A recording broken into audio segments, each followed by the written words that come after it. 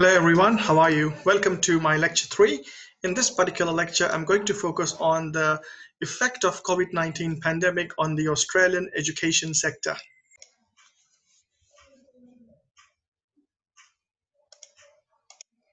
So let us begin and let's have a look at the data which will make us understand what the effect this pandemic has had on the Australian education sector. So to begin with, the Australian education industry is worth $33 billion, and Australia depends heavily on international students. Now, when I say it depends heavily, almost 25% of all students in Australia are international students. The universities in Australia earn $2 billion annually just from international students. And the education sector is Australia's third largest export. Now let us look at the effects due to the border closure and lockdown measures. The granting and processing of international student visas have halted. So at the moment, no international student from any part of the world is being offered a new visa to enter Australia. International students who want to study in Australia for semester 1 and 2 are being asked to study from their home countries. So a lot of universities are asking the students to enroll in the university, pay the entire fees amount, that is called the tuition amount, but instead of arriving in Australia, they would start their classes from their home countries. The moment the border opens and travel sanctions have been uplifted, in that case, the students can apply for new visas and then join the university and resume face-to-face lectures from where they left off in their home countries. Now, currently, the enrolled international students who are on holidays or are stranded overseas and withdrawing from the subjects as they prefer the face-to-face lectures. So we have a few students who are not happy with the option of going online and are unenrolling from the subject. So these students are actually taking 1 or 2 years gap or a semester gap in their education. There were a lot of Chinese students who were locked out of the country because air travel from China was the first to be banned before an overall border lockdown. So what has happened in Australia is many international students somehow managed to make their way back to the country and resume the classes, but a lot of Chinese students, which is actually a very big market for Australia, were stranded in China. Now, these students are taking up online classes, or some of them are not happy with the situation and with the quality of the Zoom sessions, and have decided to take a drop and then resume the semester only when the visas are granted or they're allowed to come back to the country. Now, when students take a drop, they do not pay the semester fees. So that directly has an effect on the revenue of the particular university. Local students are also dropping out and taking a semester off. So some local students are taking 1 semester off, or some of them have decided to take an entire year off as well, because once again, they're not happy with the online classes. They prefer the entire campus experience. It's not just about coming to the classroom and having a conversation with the lecturer face to face, but it is also about the entire campus social experience that they look forward to. Now, as a result, student enrollments for semester 1 and semester 2 in Australia have dropped drastically. This diagram shows us the regular demand and supply of Australian education towards students. Now, this diagram is focusing on both local as well as international students. This industry has been around for a while, and Australian education has been open to international students for a few decades now. So the market has managed to reach that equilibrium point where you don't have excess number of students trying to get in, or there is no shortage of the services and courses that the universities are offering. So this is an ideal situation that the Australian education market was operating in, where you have the equilibrium quantity and equilibrium price, both keeping the market stable without any shortages or surpluses. So now we are going to see how this particular ideal situation has been affected due to the border closure and the loss in enrollments. So this is the same diagram that I showed you before. This is the situation before the COVID-19 situation. And now I'm going to show you what happens or what has happened or could happen in Australia as a result of the pandemic. So let us work on the diagram together.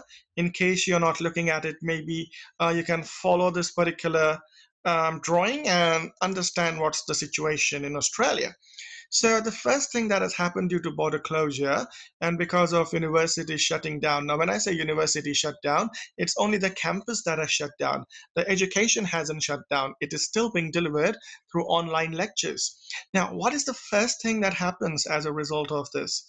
The supply, the international students who want to come to Australia are being denied the entry into the country, which means it's not the demand that is affected over here, but it is the supply of the Australian education to international students that has decreased. So typically what we would see is a shift in the supply curve to the left side due to the decrement of supply of the Australian education. So here I'm drawing this line, as you can see, the supply curve. This is the new supply curve that has shifted to the left. This is because of the decrement in the supply. So let us write that down as well as we talk. So this becomes the new decreased supply. Okay,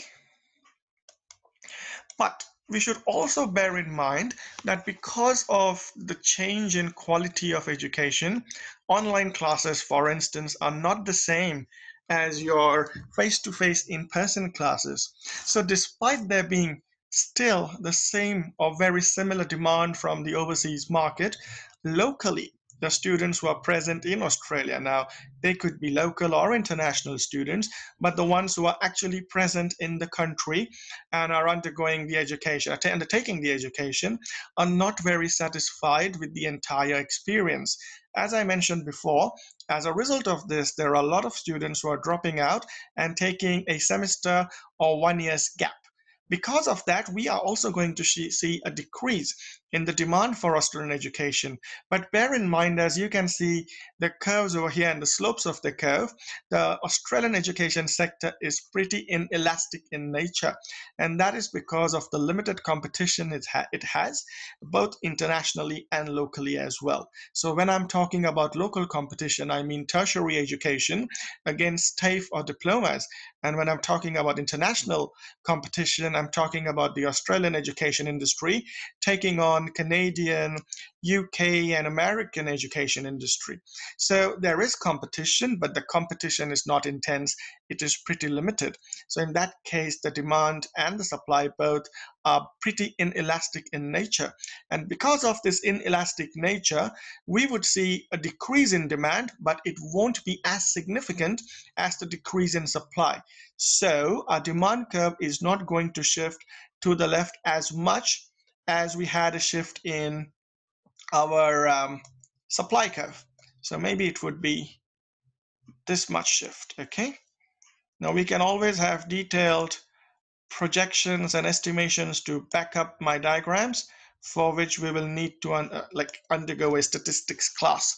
But for now, this is what we can see. So I'm gonna name this particular shift in the supply curve, the new demand curve, as follows. So let's write down its name so we follow what's going on. This is the new decreased demand for Australian education, the one in green. Okay. Now, what's going to happen as a result of these particular changes, and this is all short term, that the equilibrium fees, okay, the equilibrium price is going to increase. So we're going to have an increase over here. And the equilibrium quantity is going to decrease. So not a very ideal situation. What we can see here is that the equilibrium fees are going to increase. And as a result of that, the equilibrium enrollments needed are going to decrease. In short, the market for education in Australia is going to be more expensive with less number of students. So let us quickly write that down as well over here. So this is the new equilibrium fees This is where the equilibrium fees are. So that has increased. And let us name this point again as the new equilibrium enrollments. That shows a decrement in the numbers compared to the previous one. So we have these two changes in the short run. So if you're looking to come into Australia for Australian education based on the graph that I've just demonstrated, expect to pay higher fees and expect to have smaller classes and less number of students. Now this decrement could be seen in the number of staff. It could be seen with regards to the number of subjects and the diversity of courses being offered in the universities across Australia. However, in the long run, there's going to be a further change. In the long run, things won't be the same. And when I'm saying long run, it could be a cascade effect that follows after 4 or 6, maybe even 7 years. But right away, what could happen is whenever the borders open, there will be an influx of international students back into Australia. So although the industry has shrunk at the moment, when the borders are opened and when new visas will be granted, students will start heading back, and the unsatisfied students who are not happy with the online classes would be happy again because we would have face-to-face contact. So this demand curve will get back very close to where it was before. Okay, so this pink line is showing the change in demand curve later on, okay, once the borders open up and once things start settling down. However, the supply is also going to increase because now there is no restriction. Australia is not going to deny education to students overseas. The borders would be open. So the supply would also start getting back very close to where it was before. It could be more, it could be less based on the lessons learned, but let's have a look at this shift in the supply curve to the right, okay? So what we see in the long run, if we look at the equilibrium, it's going to be very close to the previous equilibrium fees, and the quantity of students is going to be very close to the previous quantity. What you understand from this diagram and from the way the market is moving is that in the short run, the fees will increase. So expect the fees to be higher for the next 4 or 5 years. Expect the class sizes to be smaller in the next 4 or 5 years, but eventually the market will be back. The university education sector would get bounced back, and we would again have a reduction in the fees. I'm not talking about low fees, but the fees would be similar, if not same, as the current fee structure, and the number of students will be again close to what the current number of students are in the universities. Now let us see, as a result of these long-term and short-term changes, what data we could understand, what numbers do we see with regards to loss in revenue and loss in student numbers. And let's also look at the measures taken by university at present, or the ones that are being planned for the future. Based on the market diagram that I just explained, we could see a loss of 1.15 billion from international student spending. So this is not just the tuition fees, but the spending done by international students in Australia towards their consumption that also contributes to the GDP.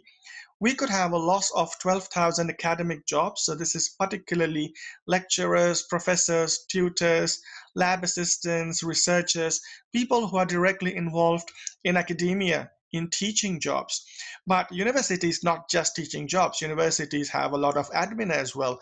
Universities have cafes. You have people employed in the restaurants, in the libraries, people working for accounting, finance as well. So these are not necessarily academic teaching jobs. So if we look at the overall total number of jobs within the Australian university sector, we are looking at a loss of 21,000 jobs. Overall, across the sector, education sector, we are also looking at a loss of $3 billion. Just like any other sector, the university or education sector makes budgets and has a planned budget for the spending for the coming semesters. Now, that spending or that budget, that was required for universities has had a big hit. So the total budget shortfalls for the leading universities in 2020, so not looking at next year or the following year, but just for the remainder of the year, whatever budget was planned by the universities is getting a big hit and it's decreasing. So the Sydney University is looking at a shortfall of $470 million for the remainder of 2020. Swinburne University is set to have a budget shortfall of $76 million for the remainder of 2020. Similarly, the University of Queensland is looking at a shortfall of between 240 to $480 million. Griffith University is looking at $100 to $200 million of budget shortfall. The University of Wollongong is looking at $80 to $90 million shortfall.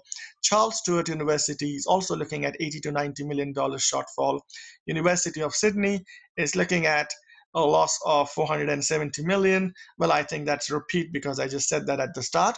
And lastly, the university that I work for, La Trobe University, is looking at a loss or a shortfall of 33 to $63 million for the rest of 2020. Now, due to these budget shortfalls, the universities and the university staff have taken up certain measures to save their operations, to save the university from collapsing. So the measures taken by the staff are as follows. We have staff costs that equate to about 60% of universities' budgeted expenditure.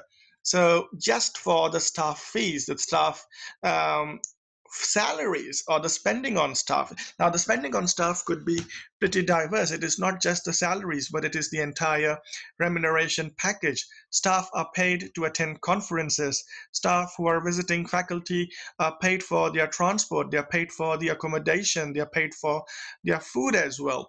There are a lot of other perks and sometimes rewards that the staff is given for their performances. So all that together equates to 60% of the university's budgeted expenditure. Now, the university that I work for, La Trobe, is asking for staff for expressions of interest in voluntary redundancy and pre-retirement contract programs. So staff who are above the age of 50 or who would want to take a different career path are being asked to express their interest in voluntary retirement, even though their retirement is not that close by. La Trobe's voluntary redundancies are expected to save the university a further 5 million. So not the entire shortfall in budget, it's not getting filled up. However, it's not being overcome, but at least there could be a saving of $5 million, reducing the gap from 33 million and 63 million to between 28 million and 58 million. It's still going to have a budget shortfall, but it would be reduced by 5 millions if we have a voluntary staff redundancy. The senior executive staff, so these are the top elite level people working at university, and the University of, so this is for University of La Trobe and Melbourne, they both have announced that they will forfeit 20% of their income. So these incomes we are looking at, these incomes are usually $500,000 or close to $1 million per year. So the staff that is earning that high have announced that they would forfeit 20% of their income, and that saving, that money that is forfeit by the staff will go towards the respective student crisis appeal of La Trobe University and student crisis appeal of the University of Melbourne to help those students in need. Because at the moment, there isn't much help coming towards the students from the government. There is a little bit of help, which I will cover in another lecture. But for now, these are the measures taken by the university and their staff to bring down the budget shortfall, to reduce that gap, and also to help their students who are in crisis. So based on the data that I've provided and the facts that I've given and a little bit of comments that I've made, let us look at a few areas for discussion. My first point for discussion is, have Australian universities over-relied on international students? Looking at the numbers and the fact that 25% of the total number of students in Australian universities are international, do we feel that this is an over-reliance on international market to earn the revenue and to get the sector going? Should the universities continue to do so? So should they continue to rely on international students, or now it is a time to learn the lessons and make changes in the short run? So, should universities make changes in the short run? Should they probably reduce the number of enrollments of international students in the short run, and then maybe in the long run go back to the international model? Do you feel that's going to work? Because that is something a few universities are actually planning for the next 4 or 5 years: decrease the number of international students, get the infrastructure ready and prepared to just depend on the local market. And once it is solidified again and it is all set, we could go back to the older international model of getting more international students. Do you feel this approach is going to work? Or do you feel there should be a cap on the number of students from each country to avoid over reliance on the Chinese market? So at one point, we need to understand and discuss, talk basically about the over reliance on all international students. But then within those, we also need to talk about the over reliance on the Chinese market.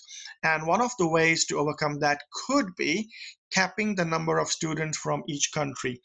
What do you feel? Do you feel this capping works? Because things to consider are the population of those countries, things to other things to consider are the demand from those countries as well. So if we put a cap on each country, would we be stopping a significant number of students coming from China and India and opening doors to students from those countries who are not as interested to come to Australia? So do you think this capping will work? Or do you think it should be progressive capping based on the total number of students coming from each country? What do you feel? Would one of these work? And is this the direction that Australian universities should head into? To finish off my lecture for today, I have a few comments of my own. I feel the above will be an opportunity for markets in India to aggressively expand their partnership programs and offshore campuses for Australian universities. I think it's time for Indian market to strike the iron when it is hot in the given situation, regardless of the policies that Australian education sector undertakes. I feel India has a huge market for having offshore campuses and partnership programs with Australian universities. We already have a few, but I'm expecting that few to change to a significant number. Now, India has to act now and ensure that each city, literally each city in India, has some sort of partnership or an offshore campus with an Australian university. Bear in mind, China, Singapore, Vietnam, Sri Lanka, Bangladesh, Colombia, and Mexico are already in the game. They are already planning so, and they pose a competition to India. So we have to act fast. However, Indians could bear in mind that they do have a competitive advantage. They do have the advantage of having a lot of population and a very big demand for Australian education in India. The only close competition is China, who are ahead of India. But with regards to other countries, although the other countries have stepped up their planning in having offshore campuses, the demand in those countries is nowhere close to the demand in India.